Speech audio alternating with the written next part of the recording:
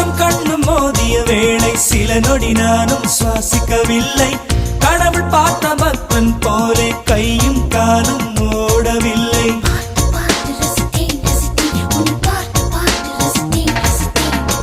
தேவதையும் பேருந்தில் வருமா கனவா நனவா தோன்றவும் இல்லை. நல்ல வேளை சிறகுகள் இல்லை, நானும் அதனால் நம்பவில்லை. நெற்றி என்ற மேடையிலே ஒற்றை முடியை ஆடவிட்டாள்.